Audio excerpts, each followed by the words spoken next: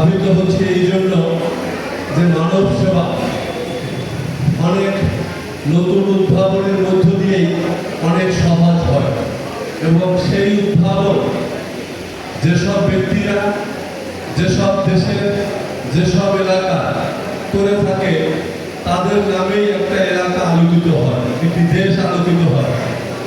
তোমরা জেনে খুশি হবে যে বর্তমানে আমরা যারা এই মোবাইল ব্যবহার করি এর 5G উদ্ভাবন হয়েছে। এখন 5G উদ্ভাবক উনি একজন বাংলাদেশী।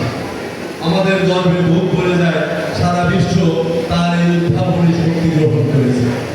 তোমরা আনন্দিত হবে আমরা যখন প্রায় ৪৫,০০০ ফুট পরে প্লেনে চড়ি, এক দেশ থেকে আর এক দেশে যাই, তখন যে আমরা ওয়াইফাই ব্যবহার করি, এই ওয়াইফাই ব্যবহার করা যায় যে ৪৫,০০০ ফিট উপরে বসে, সেইটার আবিষ্কার একজন বাংলাদেশি নাগরিক।